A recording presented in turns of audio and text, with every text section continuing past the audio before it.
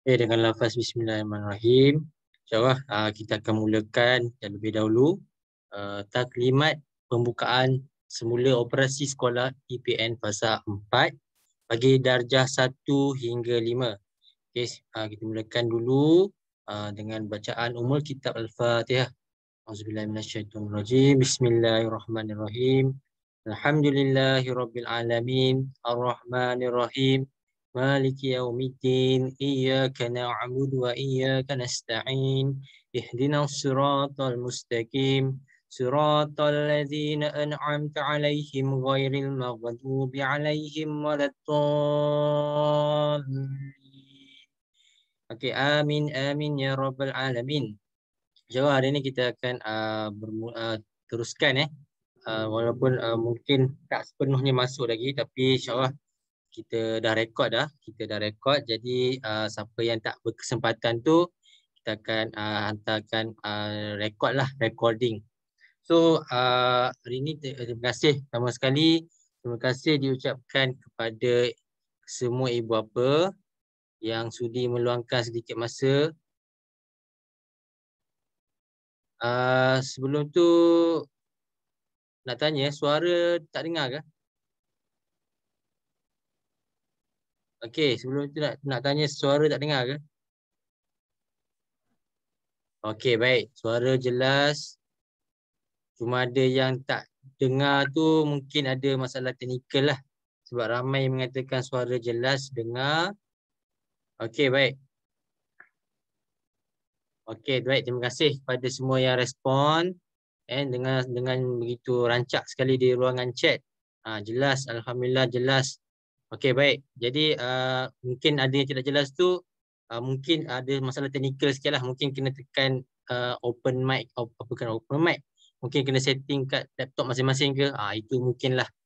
Jadi insyaAllah kita akan teruskan dengan agenda kita pada malam ini, iaitu taklimat pembukaan operasi sekolah PPN fasa 4 darjah 1 hingga 5. So seperti dimaklumkan dalam sidang media KPM baru-baru ni, memang dah diumumkan untuk fasa 4 ni dah boleh buka sekolah. Jadi saya intro dululah. Jadi KPM dah umumkan untuk pengoperasian sekolah untuk sekolah negeri yang berada di fasa 4. Jadi mengikut KPM untuk fasa 4 ni 1 November, untuk Negeri Selangor ni 1 November sepatutnya, dan hanyalah melibatkan tahap 1. So bila tahap 2 seperti darjah 4, 5, 6 ni akan bermula pada minggu yang seterusnya. Akan mula pada minggu satu lagi tu.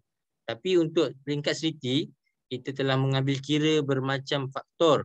Jadi kita telah memutuskan untuk semua darjah 1 hingga 5 bermula pada 1 November. Dengan secara rotation ataupun rolling. So apakah kaedah rolling tu nanti saya akan terangkan dalam slide yang seterusnya. Okey, saya teruskan lagi dengan slide yang seterusnya. Okey, ini dia. Tarikh yang ditetapkan adalah pada 1 November 2021, iaitu melibatkan murid darjah 1 hingga tahun 5. So boleh take note tarikh yang ditetapkan ni dah dimaklumkan dalam pemakluman. Memang dah dikeluarkan tarikh pembukaan sekolah ni 1 November. Jadi murid dikehendaki hadir pada jam 8, sebelum jam 8 pagi. So kita akan mula waktu sesi persekolahan kali ni berbeza sikit dengan pasca PKP yang sebelum ni. Kalau kita masih ingat pasca PKP yang sebelum ni, kita bermula pukul 8 sehingga pukul 3.30. Sehingga 3.30 dulu. Sekarang kita akan bermula minggu depan pukul 8 pagi hingga 5 petang. Jadi ibu bapa semua boleh mengatur langkah ataupun mengatur masa pukul 5. Sebelum ni pukul 3.30 kan. Jadi ada orang kata macam kesukaran di antara ada ibu bapa yang bekerja, jadi tak dapat nak ambil pada waktu yang ditetapkan, iaitu pukul 3.30. Jadi sekarang ni kita dah ikut dah mengubah waktu, iaitu pada pukul 5 petang. Jadi murid perlu hadir sebelum pukul 8 pagi. Waktu hadir tu masih lagi sama. Dia tidak diawalkan, dia tidak dianjakkan, tapi sama je. Iaitu sebelum pukul 8 pagi. Maksudnya sebelum pukul 8 pagi dah kena beratur, dah kena scan suhu. Itu sebelum pukul 8 pagi. Bukan 8 pagi dan ke atas. Okey, kita teruskan. Okey, ini dia adalah plan pemulihan negara. So kita fokus kepada fasa 4 lah. Fasa 4 setelah melalui pelbagai fasa, kita akhirnya telah berjaya melangkah ke fasa 4.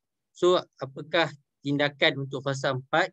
Semua institusi pendidikan dibuka sepenuhnya tertakluk kepada penilaian risiko semasa. Jadi semua institusi pendidikan sebenarnya telah dibenarkan untuk beroperasi tapi tertakluk kepada penilaian risiko semasa.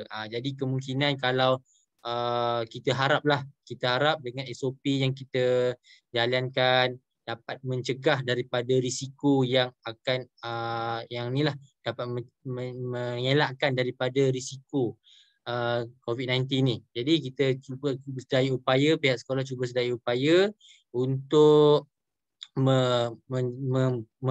menjalankan operasi sekolah ni mengikut SOP yang telah ditetapkan. Okey, kita teruskan lagi. Ini adalah naratif pengoperasian pembukaan semula sekolah. Jadi ini adalah antara syarat yang ditetapkan oleh KPM untuk sebuah sekolah itu menjalankan operasi sekolahnya. Apakah syarat-syaratnya? Iaitu memastikan guru yang menerima vaksin lengkap. So untuk kembali beroperasi, setiap guru wajib ataupun orang kata mesti orang kata mengambil vaksin dan mestilah cukup tempoh matang. Dan untuk makluman, kami di Siti Mustaqim semua guru telah lengkap divaksin dan telah lengkap tempoh matang 14 hari. Jadi tak ada sebarang ni lah, tidak ada sebarang orang kata macam isu lah jika sebuah sekolah itu ada guru yang tak vaksin. Itu kita di sekolah Siti Mustaqim ni alhamdulillah 100% dah menjalani vaksin, dah mengambil vaksin. Okay, ini yang ditetapkan oleh KPM. Jadi guru yang belum menerima vaksin lengkap tidak dibenarkan melaksana PDP secara bersemuka. Jadi kita memang tegaslah, guru yang belum menerima vaksin ni tidak dibenarkan melaksana PDP secara bersemuka. Pekerja perkhidmatan sokongan yang menerima vaksin lengkap dibenarkan bekerja dalam kawasan sekolah. Jadi ini contoh macam pembantu guru dan sebagainya dibenarkan bekerja dalam kawasan sekolah. Okey, insyaAllah kita teruskan lagi dengan seterusnya. Slide seterusnya, kehadiran murid ke sekolah. Kehadiran murid ke sekolah. So ditetapkan baru-baru ni hanya 50%. Hanya 50% kehadiran yang dibenarkan. Daripada enrolment keseluruhan, hanya 50% saja dibenarkan dan kita ambil kaedah penggiliran minggu. Sebelum ni ada juga yang mengatakan penggiliran hari. Sehari, hari Isnin kumpulan A, hari Selasa kumpulan B, hari Rabu kumpulan A, hari Khamis kumpulan B. Jadi tak. Jadi kita gunakan penggiliran secara mingguan, iaitu murid dibahagi kepada dua kumpulan, kumpulan A dan kumpulan B, dan mestilah bergilir-gilir setiap minggu. Kalau minggu satu grup A, kalau minggu 2 grup B, sampailah seterusnya grup minggu 3 grup A balik, dan grup minggu keempat kembali semula ke grup B. Jadi di situlah bagaimana enrolment ni dia orang kata berfungsi. So mingguan. So minggu ni kumpulan A, minggu seterusnya kumpulan B. So nanti saya akan terangkan mengenai Google Form yang telah diberikan. Okey, kemudian kapasiti kelas dihadkan kepada 50%. Jadi dalam kelas tu nanti saya akan tunjukkan susunan dia. Susunan dia adalah seperti berikut. So susunan yang akan dijalankan di sekolah ni sama je, kedudukan tidak berubah. Kalau kita lihat gambar di atas di skrin ni, gambar menunjukkan ada 9 buah meja, dan 9 buah meja ni disusun sebelah menyebelah. Cuma perbezaannya, kita anggap contoh ini kumpulan A. Kita anggap ini gambar ini kumpulan A. Jadi kumpulan A saja yang hadir. Nama-nama yang berada di kumpulan A saja yang hadir, dan mereka ni akan di tengah ni sebelah ni akan dikosongkan. So murid ni dia tak akan duduk bersebelahan dengan kawan yang lain. Dia akan dijarakkan. So jarak yang ditetapkan oleh pihak KPM mestilah 1.5 meter. Jadi kita telah mengambil langkah untuk kita mengosongkanlah mengikut SOP daripada KPM. So kita tengok kalau ini kumpulan A, maksudnya kumpulan B, tempat-tempat yang kosong ni lah akan diisi oleh nama-nama daripada kumpulan B. So minggu seterusnya yang gambar ni dia tak ada dah. Gambar ni tak ada dah, yang orang ni tak ada dah, diganti pula minggu seterusnya ganti dengan yang kumpulan berada di meja kosong ni.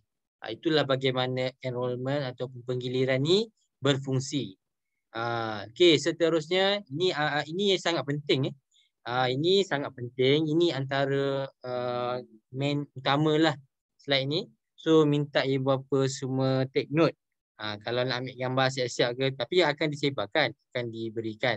Cuma kalau mungkinlah ada yang nak tengok lepas ni nak ambil gambar kan, boleh dipersilakan ataupun screenshot. Okey, ini sangat penting. Yang pertama, mohon ibu bapa mengisi Google Form untuk menentukan penggiliran kumpulan bagi kehadiran murid ke sekolah.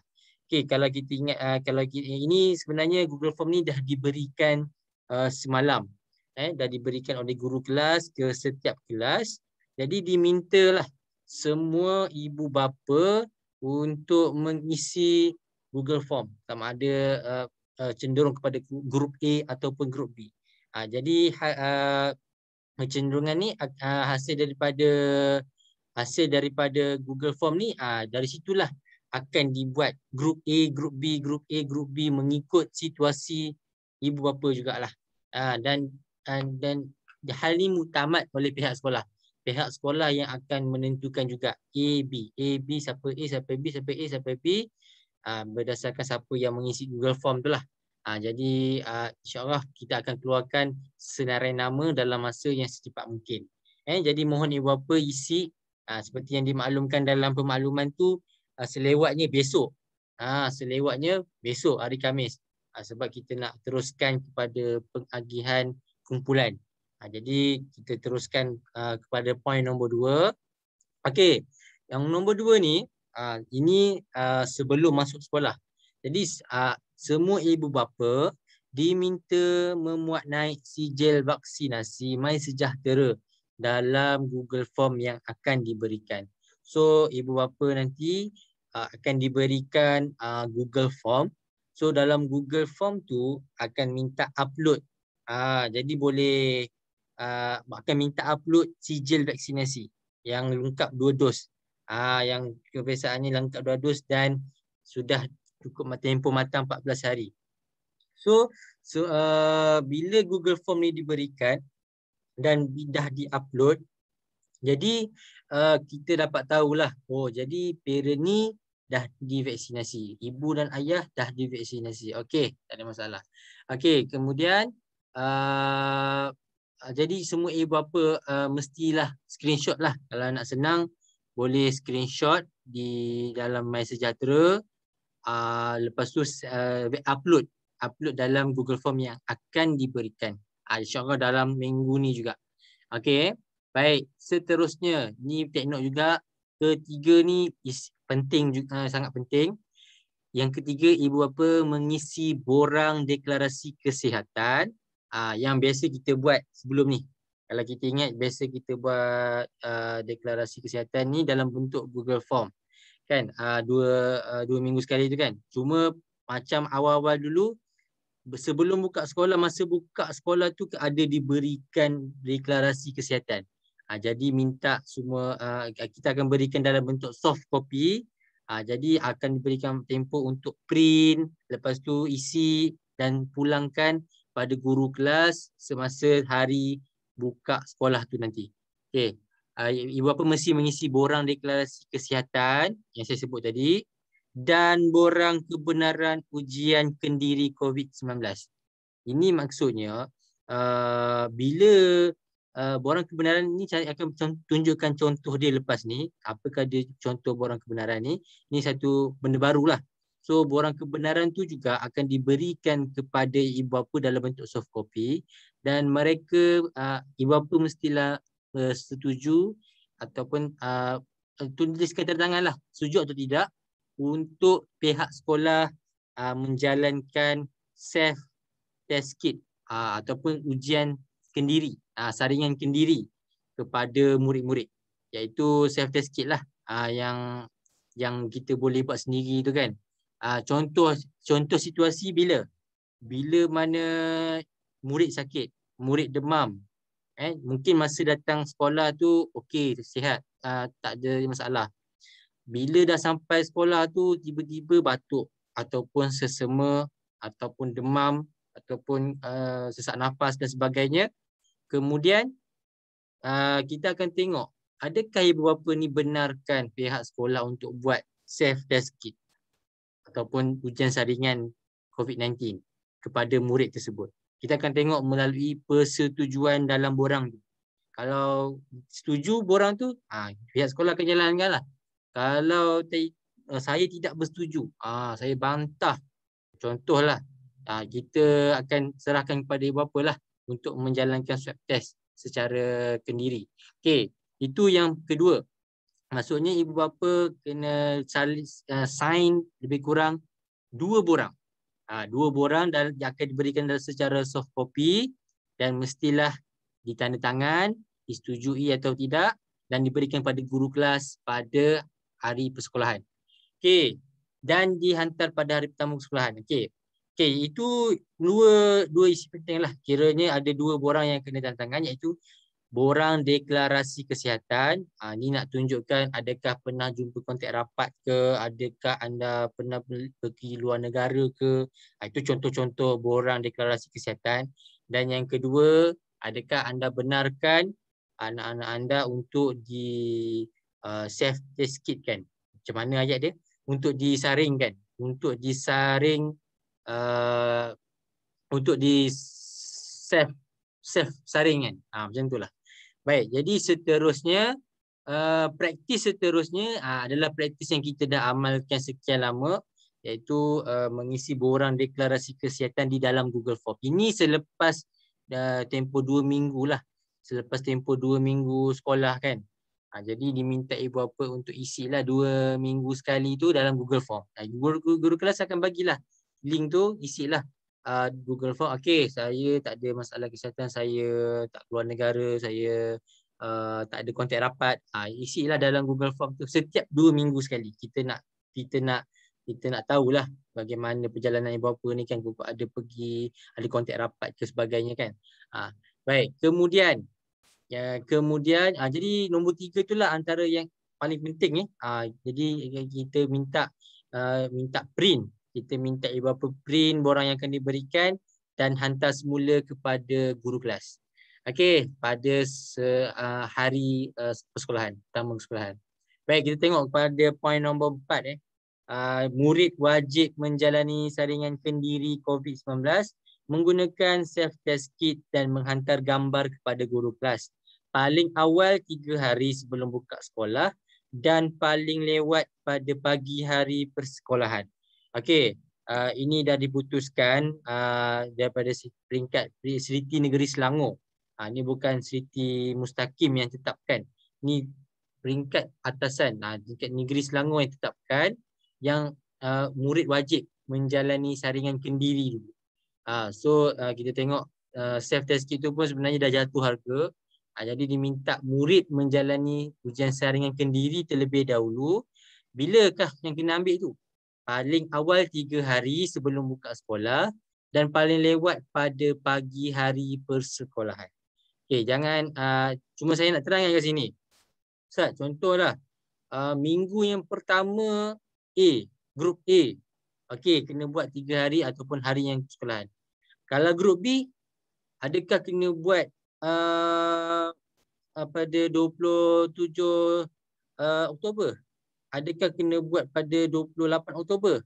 Tak. Kalau grup B yang itu bermula pada minggu lagi satu, dia perlu buat 3 hari sebelum dia masuk sekolah. Bergantung kepada grup yang masing-masing lah. Contoh dia grup A. Kalau dia grup A, dia boleh buat 3 hari sebelum 1 November tu. Kalau dia grup B, dia boleh buat 3 hari sebelum dia masuk kelas pada minggu grup B tu. Jadi jangan salah faham. Bukannya semua kena buat pada sebelum 1 November tu. Ikut grup. Ikut grup yang diberikan. Dan mestilah hantar kepada guru kelas. Bukan hantar self-test kit tu. Jangan salah faham. Jangan pergi masuk dalam plastik bagi pada guru kelas. Takut guru kelas pula demam. Okey, jadi kita nak hantar gambar. Hantar gambar saja kepada guru kelas. So guru kelas take note kepada siapa yang dah hantar. Okey, dia hantar, dah hantar, lulus lah. Jadi kita memang wajibkan lah. Bukannya okey option boleh buat. Ini memang diwajibkan. Semua murid wajib buat. Paling awal 3 hari, paling lewat pada pagi hari persekolahan. Okey. Kemudian nombor 5, nombor 5, murid tidak dibenarkan hadir ke sekolah jika demam, selsema dan batuk. Dan mereka perlulah membuat saringan COVID-19. Okey, hal ini memang dah sedia maklum. Murid yang tidak sihat seperti ada gejala demam, selsema dan batuk tidak dibenarkan datang ke sekolah. Seandainya datang, jadi itu merupakan orang kata macam kita akan test lah. Kita akan test dulu pada pagi tu. Jadi kita akan ambil saringan suhu kan. Tapi kadang-kadang bila isu dia, sebelum ni berdasarkan pengalaman, murid bila dalam suhu, bacaan suhu normal 36, jadi tak ada masalah. Dia masalah tu bila pagi tu ataupun tengah hari tu, dia akan orang kata macam tiba-tiba demam. Itu biasa terjadilah. Jadi kalau dia suhu dia 37.8 dan ke atas tu, kita mesti maklum kita memang tak terima. Walaupun badan dia segar, sihat, walaupun 38.5 tu, 37.5 tu dia rasa sihat kan, tapi kita memang tak kebenarkan. Jadi harap pemaklum. Lepas tu boleh jika ada gejala ataupun masalah kesihatan, perlulah perlu, ni bukanlah wajib, ni perlu membuat saringan COVID secara kendiri. Okey, baik. Seterusnya, okey, saya tengok ruangan chat jap. Kalau saya sempat jawab sebab ada lagi taklimat selepas ni. Okey, sebelum tu saya tengok ruangan chat dulu takut ada yang terlepas. Baik, untuk situasi lah. Contohlah sekarang ni kan masih belum orang kata 100% terjamin selamat. Kes masih lagi tinggi seperti 5,000 kan, 6,000 angka, bukan 6,000 angka, maksudnya angka nak mencecah 6,000. Jadi ada ibu bapa yang menyuarakan rasa tak selamat lah ataupun rasa takut. Mungkin dia takut sebab keadaan di luar tak tahu macam mana. Walaupun kita dah menjalankan SOP macam mana pun, ada mungkin ada rasa takut. Jadi macam mana dengan situasi macam ni? Okey, untuk situasi parent yang takut untuk masih lagi tidak benarkan anak untuk pergi sekolah, boleh buat surat. Boleh buat surat sebab, tunjuk sebab. Antara sebabnya tadi masih lagi takutlah. Dan ni tak menjadi kesalahan. Seperti KPM ada sebut, memang dibenarkan. Siapa yang masih lagi nak belajar daripada rumah offline, maksudnya masih lagi dibenarkan dalam KPM. So tidak menjadi masalah, cuma dengan syarat mesti menulis surat. Surat dan diserahkan kepada sekolah. Kita akan tengok dulu surat, baru kita akan benarkanlah Kalau senyap je tak bagi surat, itu memang inilah kita akan take note lah kenapa, kita akan kajilah kenapa tak datang walaupun dah buka sekolah kan. Rupa-rupanya tak benarkan tapi tak bagi surat. Jadi itu akan mengakibatkan kehadiran lah. Guru tak tahu dia hadir ke tak hadir. Jadi kalau bagi surat kita dah sedia maklum dia safe belajar from home. Maksudnya kita secara offline. Okey. Jadi diminta ibu bapa yang tidak mungkin tak bersedia lagi nak hantar anak untuk hantar surat lah.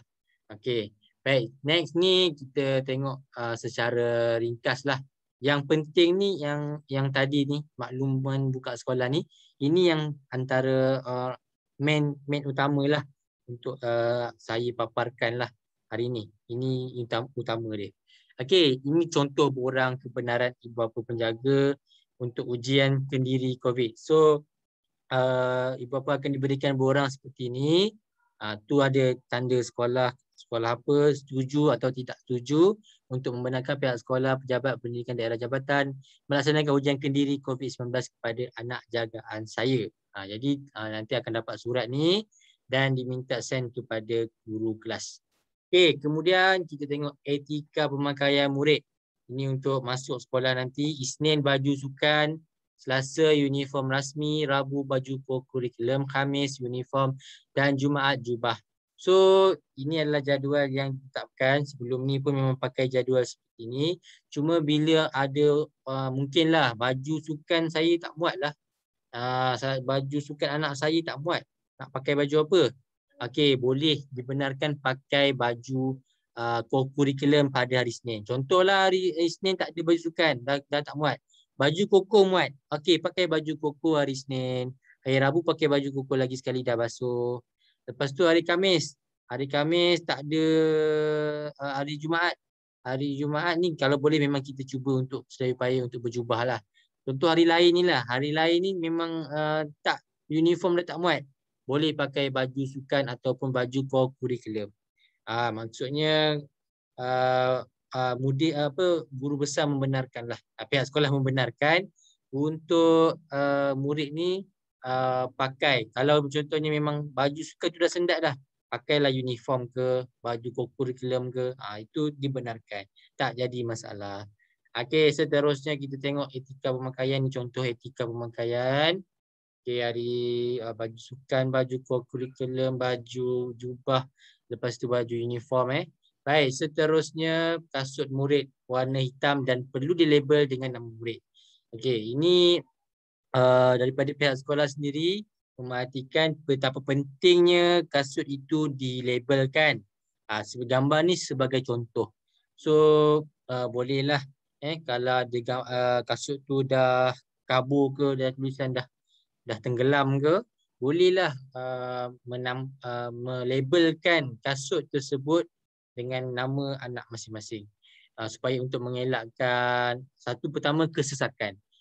Antara punca kesesakan tangga bila pulang daripada sekolah adalah mencari kasut sendiri.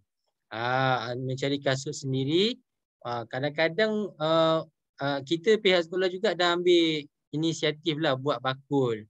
Buat bakul, diletakkan bakul tu kat kasut tu dekat bakul yang ada nama dia. Jadi itu satu inisiatif lah. Tapi walau bagaimanapun kita tengok masih lagi ada kesesakan di tangga. Itu disebabkan murid tak jumpa kasut yang dia bawa tu lah. Kadang-kadang kasut tu sama, jenama sama. Tapi dia tak perasan nama orang lain. Nama kasut dia sama macam ni. Lepas tu sama dia ambil kasut kawan dia. Jadi tertukar. Jadi kita nak elakkan benda ni, kalau boleh kita buat label tu biar jelas. Biar jelas untuk murid-murid ni nampak. Seperti label yang di kasut yang saya paparkan ni ke, ataupun seperti menulis dengan marker yang berwarna putih ke, itu kita nampak jelas lah. Okey, seterusnya kita tengok kepada kriteria murid yang dibenarkan hadir ke sekolah. Ini berkesinambungan daripada yang saya sebut tadilah. Apakah kriteria yang dibenarkan murid datang sekolah? Mestilah suhu badan bawah daripada 37.5. Lepas tu tidak bergejala iaitu sesama, batuk, demam dan sesak nafas. Kemudian tiada kontak rapat dengan pesakit COVID-19. Mestilah mereka yang ada kontak rapat ni mesti kuarantin. Seperti dimaklumkan, dia kuarantin kalau siapa yang ada kontak rapat. So tiada kontak rapat dengan individu yang diarahkan kuarantin. Dengan pesakit COVID-19 pun kena tak boleh hadir ke sekolah. Dengan yang rapat dengan individu yang diarahkan kuarantin pun tidak dibenarkan datang ke sekolah lah. Okey, kemudian murid yang telah membuat ujian kendiri menggunakan self test kit. Okey, ini saya sebut tiada kontak rapat dengan pesakit COVID ni maksudnya boleh datang sekolah. Tiada kontak rapat dengan individu yang diarahkan kuarantin ni pun boleh datang sekolah. Saya tersilap cakap tadi, boleh datang sekolah. Okey, murid yang telah membuat ujian kendiri menggunakan self test kit 3 hari paling awal, paling lewat pada pagi hari sekolah bermula. Ini pun murid yang salah satu kriteria tepat untuk boleh hadir ke sekolah. Okey, jadi amat pentinglah untuk buat self test kit sebelum buka sekolah ni. Kita nak tahulah ikut ada kontak rapat dan sebagainya. Jadi kita nak tahu. Okey, kemudian ini adalah SOP kedatangan murid. Okey, murid diminta untuk membawa beberapa keperluan. Okey, ini seperti QR code. Jadi harap semua bawa, diminta semua murid bawa QR code. Seperti yang sebelum ni kita letak QR code tu di dalam beg masing-masing kan. Digantungkan dekat kunci zip bag tu. Jadi boleh bawa yang tu. Botol air, sejadah kecil, tisu basah, plastik sampah, sudu, garfu, face mask, hand sanitizer, face shield. Face shield ni optional, digalakkan. Okey, kemudian murid yang hadir awal sebelum muallim atau muallimah keselamatan sampai akan duduk di kerusi yang disediakan mengikut penjarakan yang ditetapkan. Ini untuk murid yang hadir awal. Contohnya 6.30 dah sampai, ibu bapa kena hadir awal ke tempat kerja. Jadi akan disediakan kerusi lah mengikut penjarakan yang ditetapkan. Kemudian murid tunggu dalam kelas sehingga muallim atau muallimah sudah bersedia di dalam kelas. Murid tunggu dalam kelas sehingga muallim atau muallimah sudah bersedia dalam kelas. Bila masuk sekolah mestilah terus ke dalam kelas, bilik darjah. Kemudian murid beratur mengikut jarak yang ditetapkan. Murid perlu mengeluarkan kad QR code dan diimbaskan oleh muallim atau muallimah. Okey, seterusnya kita teruskan. Murid yang akan diimbas suhu dan 37.5 darjah Celsius ke bawah hanya akan dibenarkan. Murid yang tidak melebihi suhu badan 37.5 tapi punya gejala batuk dan sesemua diwajibkan untuk memakai face mask. Jadi kat sini kita ada option. Sepatutnya murid yang sesama dan ni bergejala batuk ni diwajibkan memakai face mask. Tapi kita galakkan untuk tidak hadir.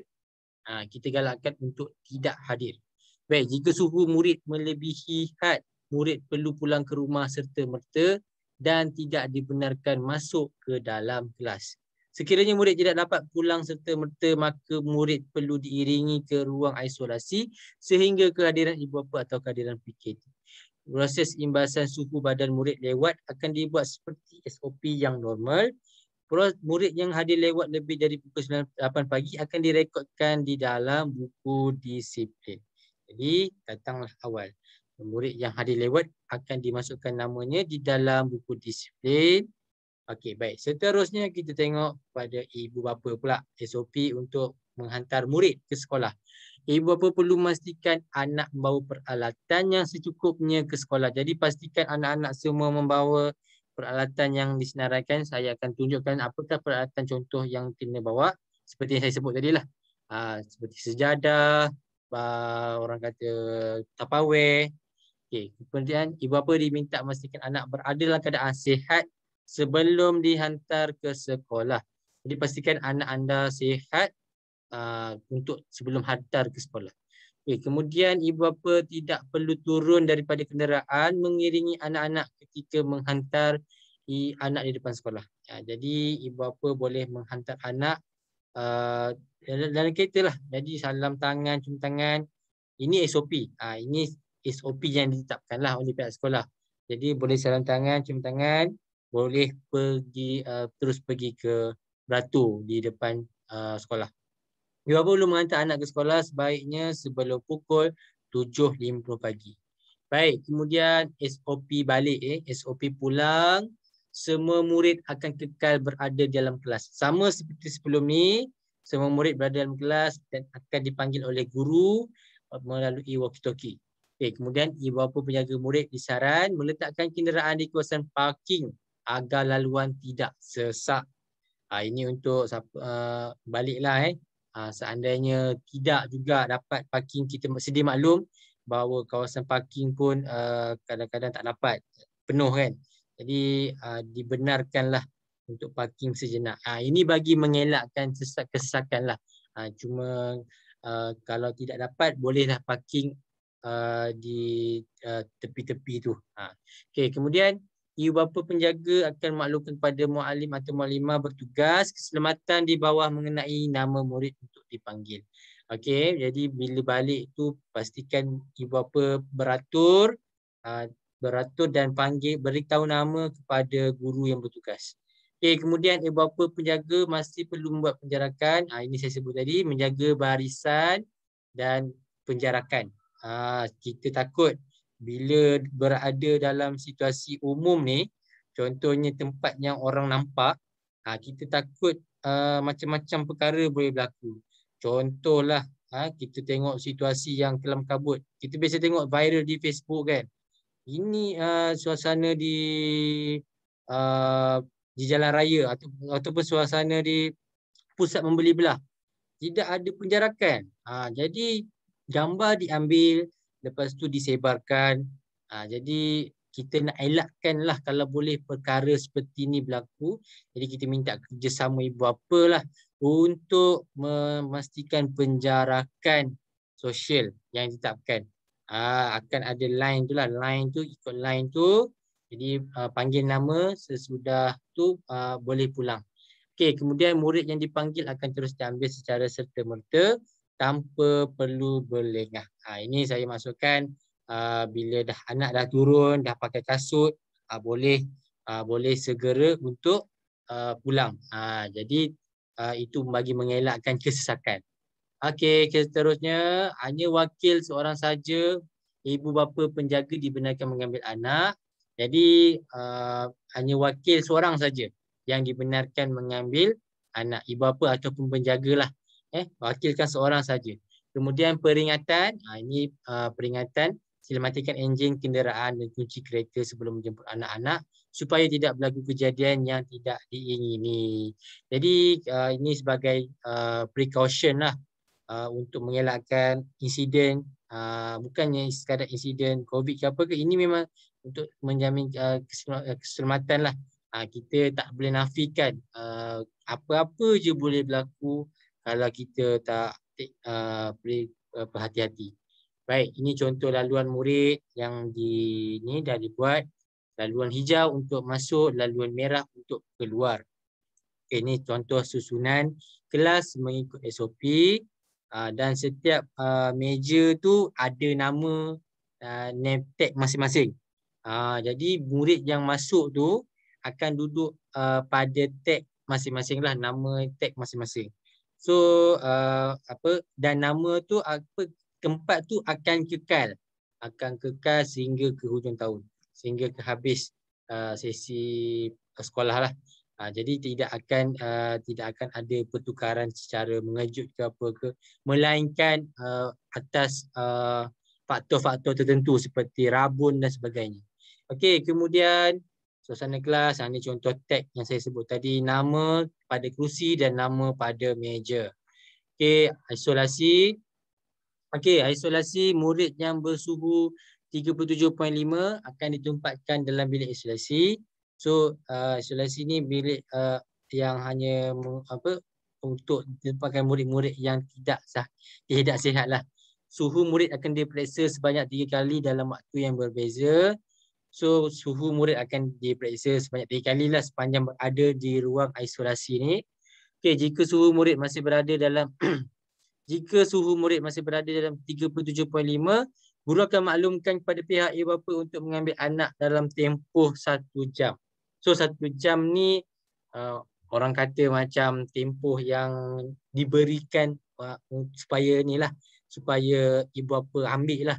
Tapi kita tak nafikan ada ibu bapa yang kerja jauh. Tapi kalau boleh memang kita tetapkan untuk tempoh 1 jam je. Kita tak nafikan memang ada parent yang kerja jauh-jauh. Tapi kalau boleh, ni memang kalau boleh, tempoh 1 jam diberikan. Dan selebihnya jika lebih daripada tempoh 1 jam, mungkin akan mengganggu sikitlah jadual guru bertugas. Guru bertugas pun sebenarnya dia ada jadual kelas dia. Jadi kalau 3 kali dah ambil suhu, jadi kena ada kacau waktu kelas. Jadi kita takut kacau waktu kelas lah. Jadi diberikan tempoh 1 jam lah untuk ambil anak. Ni berdasarkan kekangan waktu guru jugalah. Kalau guru tu bertugas minggu tu, anak sakit 37.5, 37.8.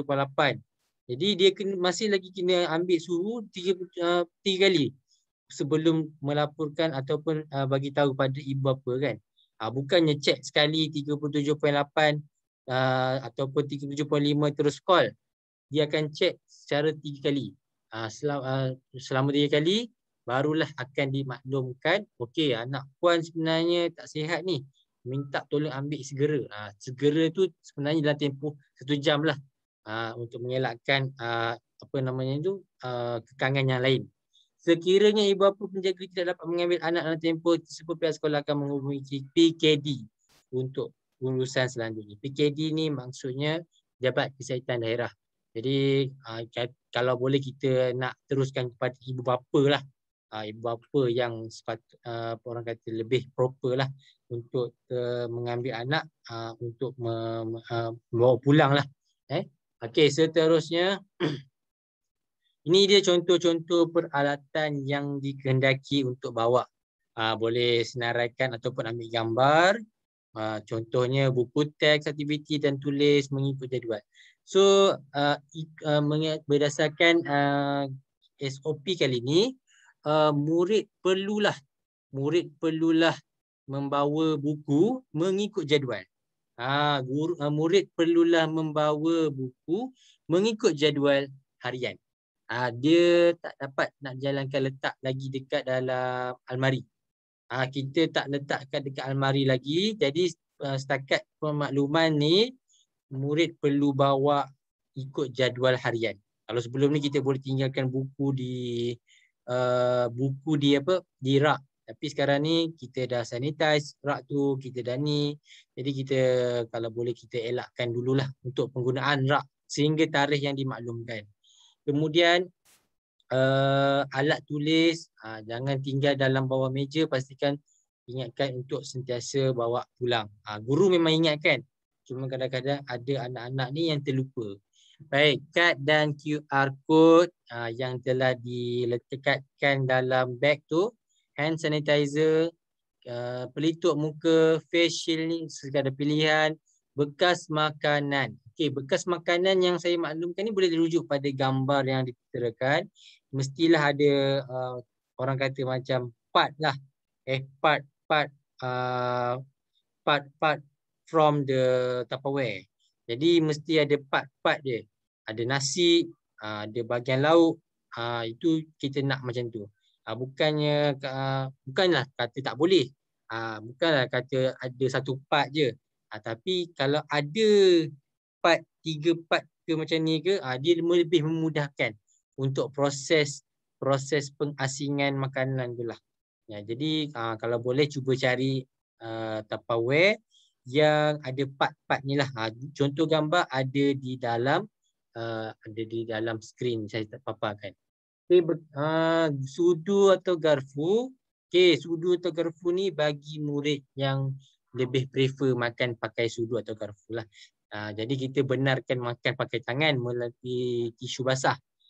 Sebab tu kena bawa tisu basah. Selepas tu kena bawa tisu basah untuk ia basuh tangan lah.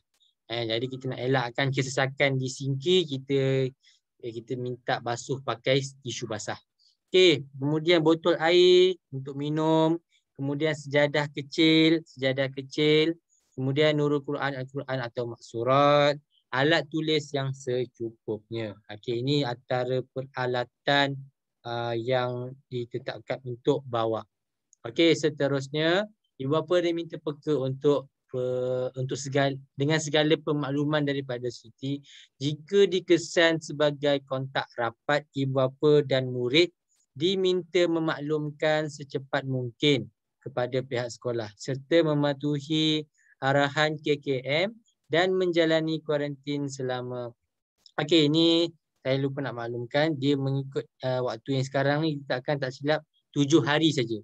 Kuarantin selama 7 hari. Ini saya lupa nak edit. So 7 hari sahaja. So kontak rapat ni memang kita kena cakna lah. Orang kata macam peka lah, kita ni ada kontak rapat dengan contohnya saudara. Saudara tu baru datang rumah. Tapi dia pula kontak rapat dengan kawan ni. So kita dah jadi kategori C. So kategori C ni kita kena tahu apakah dia punya prosedur SOP dia kan. Kena kuarantin atau tidak. Jadi ibu bapa diminta peka lah. Kita nak elakkan mudarat yang besar, kita kena elakkan, kita kena jaga diri dulu. Kita kena jaga diri dulu baru kita boleh jaga orang lain. Jadi bermula dengan diri sendiri, dengan keluarga, baru boleh ke sekolah. Okey, baik. Itu saja taklimat daripada ni. Untuk bahagian akademik seperti perjalanan akademik sepanjang sekolah ni, saya akan serahkan kepada Muallimah Nisa lah. Tapi sebelum tu saya akan rujuk komen dulu. Okey, antara soalan saya cuba baca dululah yang mana sempat. Saya tak follow daripada awal sebab saya nak fokus pada skrin tadi. Okey, jap. Saya nak fokus daripada yang lengkap vaksin saja untuk kuarantin 7 hari. Okey, saya boleh jelaskan soalan dia macam mana? Sebab kita sedia maklum semua memang kena vaksin lah. Okey, yang kemudian makan tengah hari disediakan ni, makan tengah hari ni memang akan disediakan. Makan tengah hari, sarapan dan kudapan petang. Kalau masa sarapan tu kebiasaannya pada pukul 8 tu memang dah ada dekat atas meja masing-masing makan. Lepas tu basuh pakai tisu basah. So saya nasihatkan untuk menyediakan tisu basah dengan kuantiti, tak katalah kuantiti yang banyak, tapi kita kena kira sehari berapa keping yang dipakai. Kalau 2 minggu berapa keping yang dipakai. Jadi kita kena ni lah, kita kena sedia maklum lah nak beli berapa tisu basah. Sebab tisu basah ni memang sering kali digunakan sebab lebih kurang sehari tu 2 kali kita akan guna. Dua kali makan, tapi kita kena kira lah senang cerita macam tu. Okey. Okey, waktu tim A kelas bersemuka, tim B kelas PTBKR. Okey, untuk waktu tim A kelas bersemuka, waktu tim A ni contohnya dia masuk sekolah. Okey, waktu tim A tu dia sekolah. So, tim B tu dia akan diberikan tugasan secara offline, bukan PDPR. Jadi jangan salah faham. Guru yang sama yang akan mengajar kumpulan A, guru yang sama akan mengajar kumpulan B. Contoh saya bagi contoh sirah lah. So, sirah ke Arab ke? Sirah. Sirah ajar minggu ni kumpulan A. Dalam masa yang sama, saya juga akan serahkan tugasan kepada kumpulan B. So, kumpulan B tu akan jawab benda yang sama dia belajar dengan kumpulan A tu. So, bukan PDPR. PDPR ni kalau guru buka Gmeet, Google Meet dan murid masuk macam yang sekarang ni lah. Tapi bukan yang itu. Kita buat secara offline. Jadi sebab antaranya memang kekangan dari segi masa. Memang tak dapat nak buat PDPR buat, tak dapat nak buat secara bersemuka. Okey, saya cuba sikit-sikit lah Mana lagi? Tisu basah. Okey, jap. Okey, talian sesak sikit. Okey, Ustaz, sapu tangan dan tisu untuk apa? Okey, sapu tangan tu sebenarnya tak ada dimaklumkan. Cuma tisu basah yang saya sebut tadi. Tisu basah tu untuk mengelap tangan selepas makan. Tisu basah tu untuk lap tangan selepas makan. Kita akan gunakan tisu basah. Dan biasanya murid-murid ni terutama darjah 1, darjah 2 ni bila makan, dia ada kesan tumpahan lah pada nasi, ada pada meja. Jadi kena ada satu tisu lah untuk lap. Untuk sedia untuk baca buku, untuk letak buku kan. Lepas tu nak belajar pula. So kena ada tisu basah yang lebih lah untuk lap kalau makanan tumpah. Okey, saya cuba lagi sekali. Saya cuba baca yang mana sempat. Sebab ada banyak lagi untuk maklimah nisa ni. Okey, baju koko, jubah, uniform rasmi dah tak muat semua. Boleh ke nak beli sebelum buka sekolah? Okey, boleh ke nak dibeli untuk sebelum buka sekolah ni? Sebelum tu saya tak berapa pasti. Nanti saya akan maklumkan balik. Kalau, okey, Amira Fifah. Baik, tak apa. Nanti saya akan maklumkan balik. Sebelum, saya tak kata tak boleh beli, saya kata sebelum buka sekolah tu boleh beli atau tidak tu saya akan maklumkan balik. Tapi memang boleh belilah, tapi saya tak tahu sebelum tu boleh ke atau tidak. Okey, seterusnya, terima kasih ya. Sempat. Okey, seterusnya. Okey, Ustaz, kalau QR code tu dah hilang boleh replace ke? Okey, insyaAllah nanti guru kelas akan keluarkan senarai nama. Hanya murid yang dah hilang QR code je boleh letak nama tu. Jadi kita kalau boleh jangan hilang lah. Sebab kita cuba untuk letak dekat beg kan. Kalau boleh jangan hilang. Sebab tu kita letak kat dalam beg. Digantung kat dekat beg. Sebab tu supaya nak elakkan hilang. Okey, tak apa. Nanti guru kelas akan keluarkan senarai nama lah untuk siapa yang kehilangan QR code tu. Okey, kalau tak bawa bekas. Okey, yang ini sebenarnya tolong take note. Ibu bapa yang tak bawa bekas, sila take note untuk kalau betul-betul terlupa saja. Kita tak boleh orang kata macam lepas tangan pihak sekolah. Okey, tak payah bawa lah. Nanti pihak sekolah bagi. Tak. Sebenarnya kita akan kalau boleh ibu bapa tu yang akan kontak guru kelas. Assalamualaikum Ustaz, saya lupa nak letak bakul ataupun bekas dalam beg anak saya. Kena maklumkan siap-siap, saya dah sampai tempat kerja. Jadi kita kalau boleh kita nak elakkan benda ni berlaku. Sebab kita takut kita memang sedia maklum murid berapa orang kan, tapi kita tak boleh jamin. Kita tak boleh orang kata macam expect apa yang berlaku. Tiba-tiba 22 yang datang. Tiba-tiba makanan 21 je. Murid pun senyap je. Murid tu senyap tak bagi tahu. Kita takut apa-apa makanan tak cukup, tak dibungkuskan. Kita takut benda tu. Jadi ibu bapa kena cakna yang tu. Itu pun kena cakna. Bekas makanan ni kena orang kata penting lah. Okey, memang makanan akan disediakan. Saya cakap awal memang makanan akan disediakan. Tapi kita takut orang kata kemungkinan ataupun pihak apa namanya tu murid tak bagi tahu ke ataupun terlepas pandang. Itu kita takut. Di luar bidang orang kata macam kita ni. Dah time nak makan baru dimaklum makan bekas tak bawa. Sebab kita takut benda tu. Okay, kalau boleh take note, siapa yang tak terlupa sungguh-sungguh boleh maklumkan awal pada guru kelas. Okey, seterusnya. Okey, masih guna aircon. Okey, masih lagi menggunakan aircon. Okey. Kasut macam mana jika tak muat? Kalau tak muat ni, okey, nanti saya kalau kasut tak muat, sebenarnya saya tak tahulah jawapan yang untuk yang ni. Saya tak dapat nak berikan kepastian untuk yang kasut tak muat tu. Tak apa. Saya teruskan soalan lain dulu. Kalau kasut tak muat, kalau baju tu saya sedia maklum, boleh dibenarkan pakai baju yang lain dulu. Sebab kenapa saya kata kasut tak boleh tiba-tiba pakai slipper ke apa ke. Sebab kita takut ia jadi kebiasaan ataupun jadi norma. Jadi kalau saya kata tak apa, boleh pakai slipper, boleh pakai ni, takut murid lain pun yang tak muat pakai slipper juga. Sebab kawan yang lain pakai slipper. Jadi untuk elakkan benda tu, saya kena orang kata berhati-hatilah dalam menjelaskan. Okey, seterusnya saya kira lagi satu dua soalan je.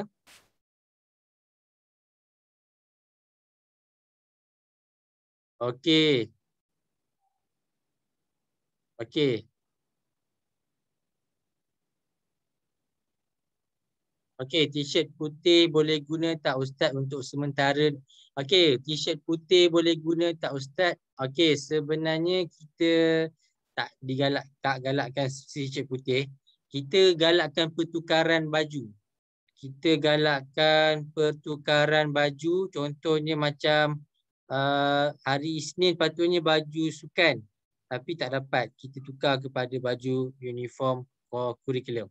Kita kalau boleh kita nak pakai pakaian rasmi sekolah lah. Okey. Baik, saya kira jam dah menunjukkan pukul 10, jadi saya serahkan sesi seterusnya bersama dengan Muallimah Nisa bagi perjalanan kurikulum untuk sesi PPN fasa 4 ni. Okey, dipersilakan saya jemput Muallimah Khairunisa untuk membentangkan. Okey, tunggu jap. Saya nak ni.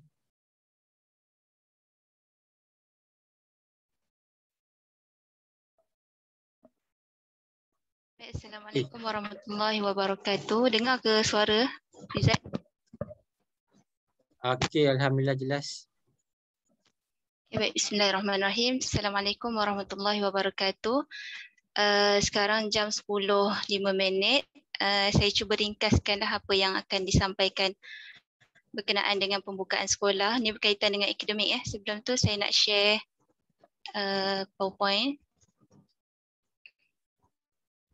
Okey, apa yang akan dibentang adalah berkenaan dengan perjalanan dari segi kelas untuk seharian. Jadi rasanya semua ibu bapa dah maklum dah tadi bila kita setuju untuk ambil kaedah penggiliran secara mingguan. Jadi murid yang hadir ni akan hadir seminggu dan dia akan belajar mengikut minggu yang dia kena datang. Contoh Ali dimasukkan dalam kumpulan A, jadi Ali akan datang minggu 1 dan minggu 3. Dan seorang lagi Abu akan datang minggu 2 dan minggu 4. Jadi masa Ali hadir di sekolah, dia akan mengikut jadual yang ditetapkan, dan bila dia di rumah akan dijalankan PDP secara kendiri. Secara kendiri ni maksudnya guru tak mengajar lah, sebab guru sepenuhnya di sekolah. Jadi bila guru di sekolah memang tak dapat nak pantau murid yang di rumah lah, kita tak boleh nak buat PDPR secara online. Jadi guru akan bagi tugasan.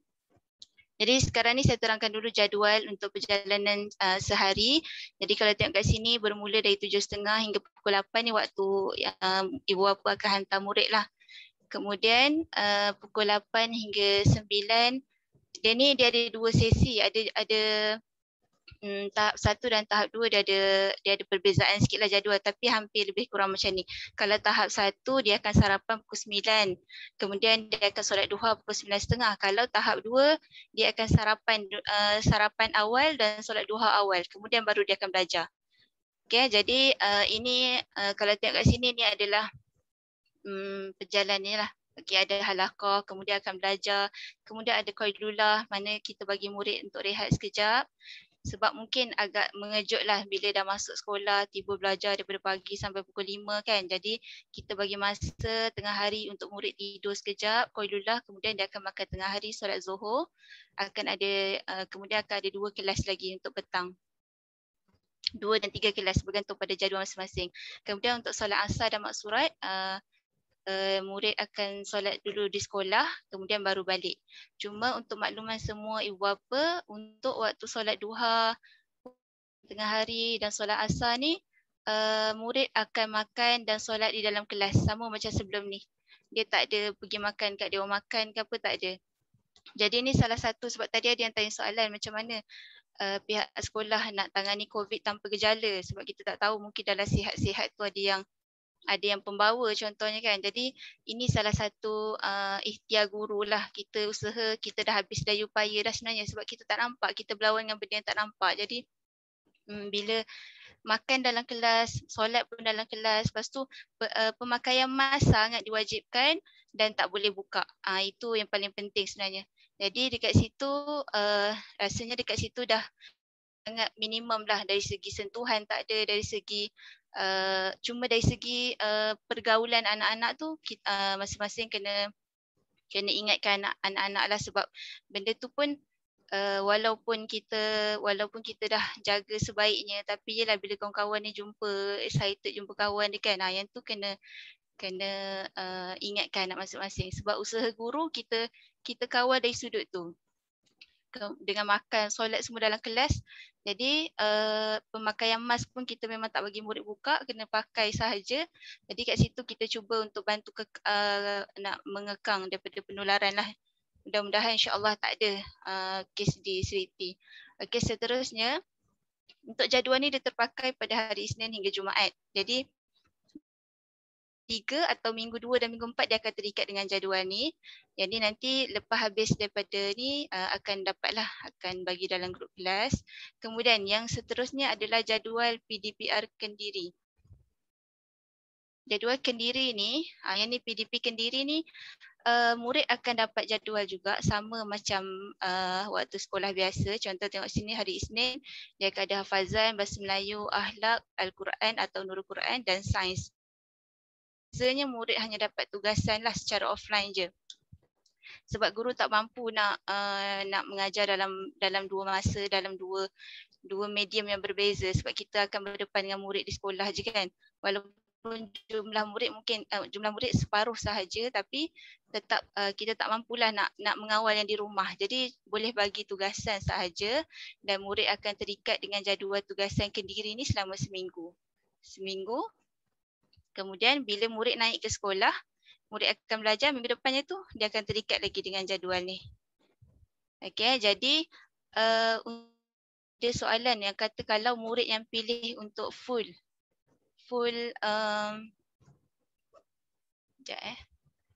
kalau murid yang pilih untuk full secara Kendiri, kelemahannya adalah murid akan dapat tugasan sahaja. Maknanya murid tak belajar secara online ataupun murid tak dapat direct daripada guru.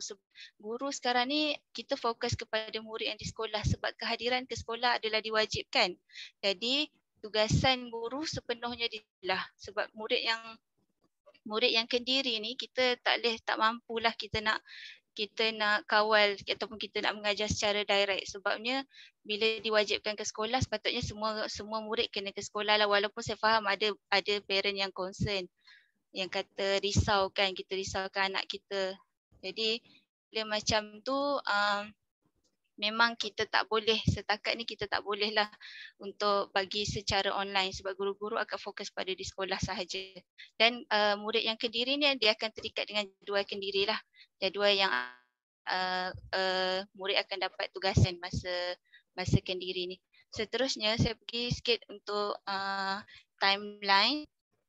Yang ni untuk makluman semua ibu bapa untuk sesi selepas yang fasa keempat ni.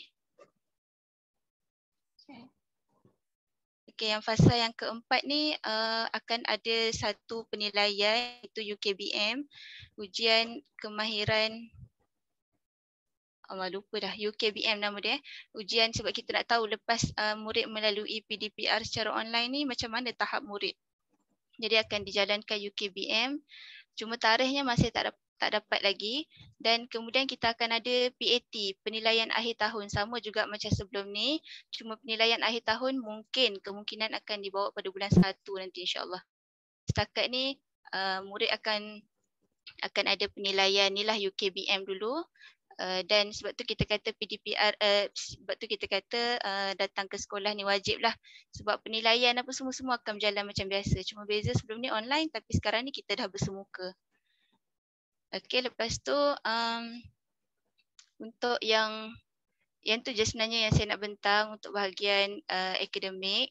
Cumanya saya mohon kepada ibu bapa yang tak nak hantar anak ke sekolah tu, saya nak pesan yang sebabnya ini saya buat jadual. Jadi jadual guru sebenarnya sangat padat lah dari segi belum mengajar lagi kan. Lepas tu ada tugasan untuk jaga makan, jaga solat semua tu. Jadi memang guru tak boleh. Dan kita tak buat pun yang PDPR online tu. Jadi harap ibu bapa faham kalau pilih untuk murid full di rumah, kena ada bantuan ibu bapa. Maknanya nak mengajar murid, guru boleh bagi tugasan, guru boleh bagi video, tapi untuk faham kat situ dia peranan ibu bapa lah. Dan mungkin juga guru boleh nak tanya semua boleh, tapi untuk mengajar sama macam dalam kelas tu tak ada. Jadi kalau kekangan dia kat situlah. Sebabnya kita guru-guru fokus pada yang kat sekolah je kan. Okey, sekejap. Saya baca dekat chat. Adakah silibus group A dengan group B sama? Okey, dia macam ni. Kalau murid yang belajar dekat sekolah, okay, sekarang ni murid yang dekat group A akan datang sekolah. Group B akan dapat latihan yang dia belajar yang minggu masa online ni. A di rumah, dia akan dapat tugasan apa yang dia belajar masa kat sekolah. Okey, jadi bila grup B naik, sebenarnya guru dia akan mengajar benda yang sama untuk dua-dua grup tu. Jadi guru akan mengulang benda tu lah. Jadi kat situ murid dia tak ada isu lah. Mungkin murid A akan silibus beza dengan grup B ke tak. Dia yang sama sahaja. Maksudnya 2 minggu adalah silibus yang sama. Betul, bagi mengelakkan pelajar ketinggalan. Okay, untuk UPKK setakat ni baru ni ada keluar pemakluman, dia ada penilaian yang lain. Masih berjalan lah, cuma dari UPKK nanti akan dimaklumkan oleh Ustaz Anwar. Okay, selesai bahagian akademik. Jadi kalau ada apa-apa soalan lagi. Dan saya nak ingatkan untuk yang borang sebab ada yang tanya pasal nama tadi tu kan. Nama tu masih dalam penyusunan. Cumanya kita minta untuk semua ibu bapa tolong lengkapkan sebab kumpulan A dan kumpulan B ni kira kalau kumpulan A tu kita nak letak semua yang adik-beradik ke, semua yang mana yang datang sekali naik kereta kan, contohnya yang hantar yang jiran ke apa semua. Jadi nak mudahkan ibu bapa, kita nak ambil kira yang tu. Jadi minta untuk semua lengkapkan sebab bila selesai lengkapkan baru boleh keluar nama tu. Okey, lain adakah?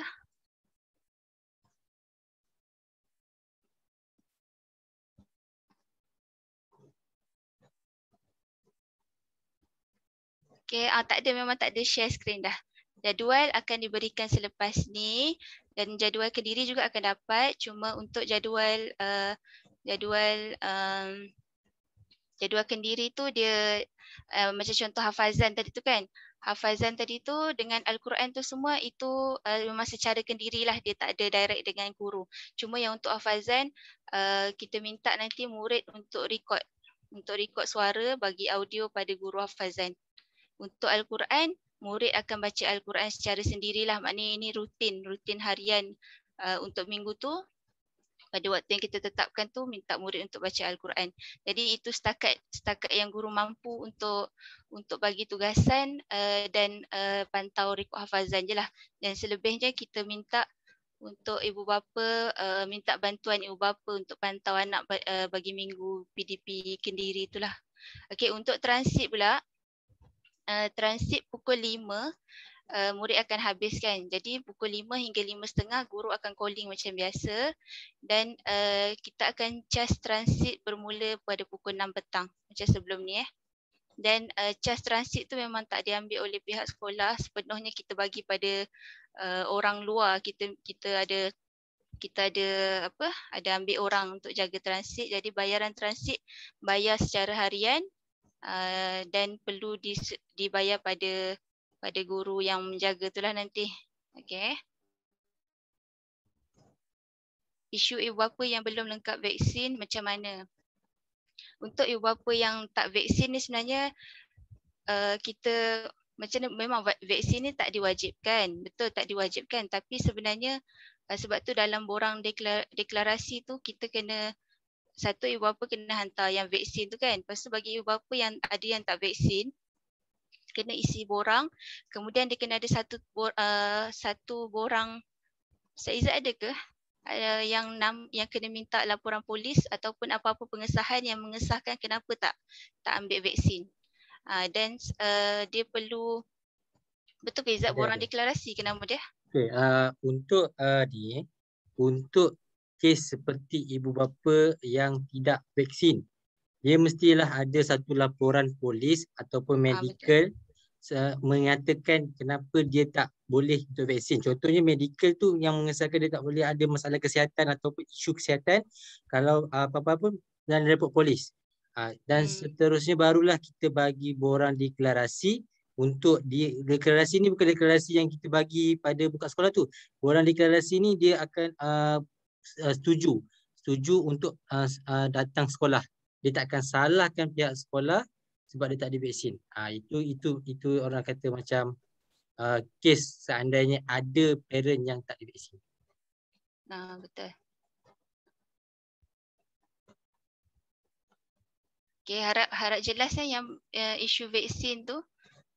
Okay, berapa cas transit? Cas transit saya tak dapat yang terbaru ni, nanti akan dimaklumkan juga dalam grup kelas Parent yang habis waktu bekerja pada jam 6 setiap hari. Kalau sebelum ni kalau sebelum ni kita ada buat yang pengurangan untuk untuk pas bulanan kalau tak silap kan. Yang tu pun belum ada pemakluman lagi. Jadi yang tu untuk yang memang akan lewat setiap hari tu kena maklumkan pada guru kelas dulu Kita nak tengok siapa yang akan balik lewat setiap hari tu.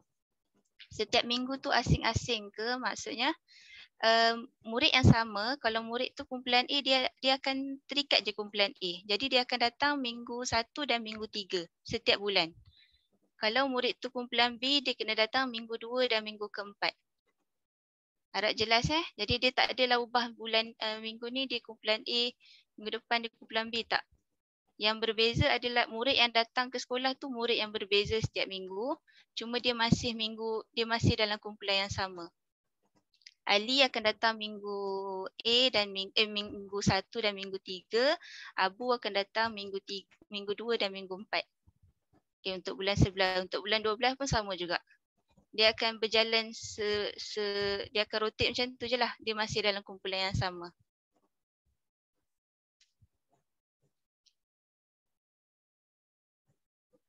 Okay, rasanya dah tak ada apa-apa dah Ustaz Izzat.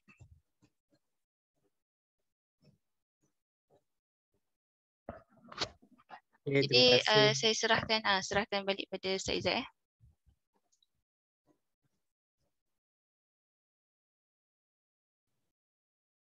Okay, terima kasih kepada Muallimah Khairul Nisa. Ada 1-2 soalan yang tak jawab lagi ni. InsyaAllah saya akan cuba jawab secepat mungkin. Manakah masa mencemburui. Okay, parent yang habis waktu bekerja jam 6 setiap hari bagaimana? Ada cas seperti sebelum ni ke?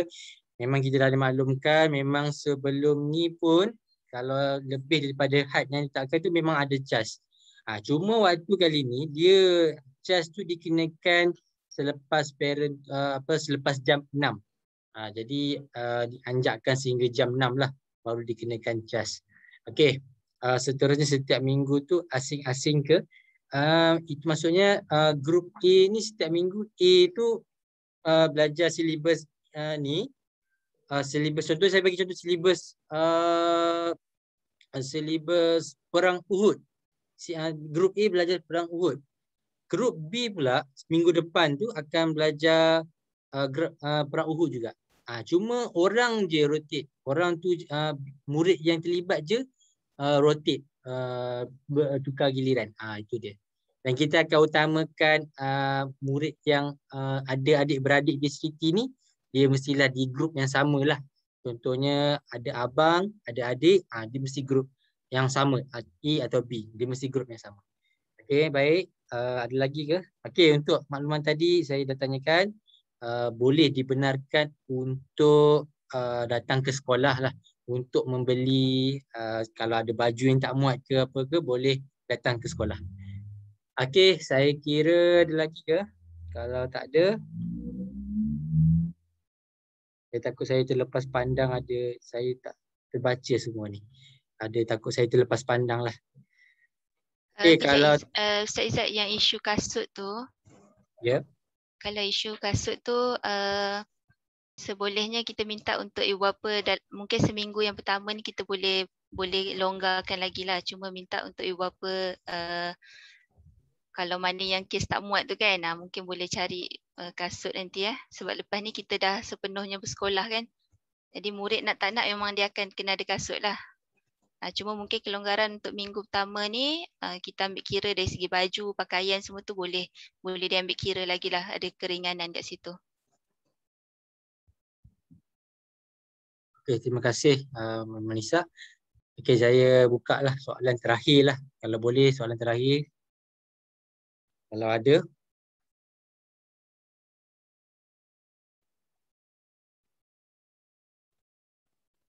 Okey, kalau macam tu, InsyaAllah kita cukup sampai di sini saja.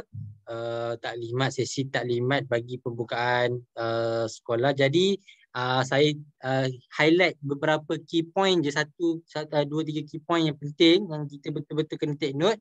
Yang pertama, memang kena ambil ujian saringan sendiri, self test kit 3 hari sebelum bermula sekolah. Paling lewat pada pagi tu. Paling lewat pada pagi hari kejadian. Hari pertama sekolah tu memang dah kena hantar pada guru kelas.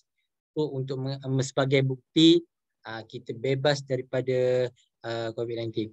Kemudian ada 2 borang untuk diisi dalam soft copy. So kita akan bagi pada pihak ibu bapa soft copy tersebut dan dikehendaki untuk print out dan ditandatangani lah bersetuju atau tidak bersetuju. Jadi itu saya rasa yang betul-betul saya highlight lah. Selebihnya insyaAllah saya akan dikongsikan lah dalam grup kelas masing-masing. Apa lagi yang mungkin ada yang terlepas sesi ni ke kan, kita akan sharekan video recording lah. Okey, itu saja. Kalau ada apa-apa lagi sekali, kena buat setiap kali minggu nak sekolah ya Ustaz. Okey, mungkin saya tak jelaskan sepenuhnya. Test kit ni dia dijalankan masa hari pertama. Hari pertama sekolah saja, bukan minggu yang ketiga, minggu yang keempat, tak perlu dah. Maksudnya minggu yang pertama 3 hari sebelum atau pagi tu. Paling lewat pagi tu. Hari pertama saja. Untuk kumpulan A pada 1 November, untuk sebelum 1 November, 3 hari sebelum 1 November. Untuk kumpulan B, kita tengok 3 hari sebelum tarikh bermulanya kumpulan B. Okey, baik, itu saja. Kalau ada lagi, okey, tak apa. Okey, insyaAllah kita bersurai setakat ini saja. Saya mengucapkan terima kasih kepada ibu bapa yang sudi meluangkan masa.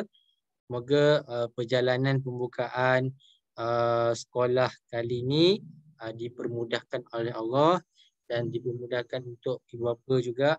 Okey, insyaAllah kita sudahi majlis kali ini dengan tasbih kafarah dan surah Al-As. Astagfirullah.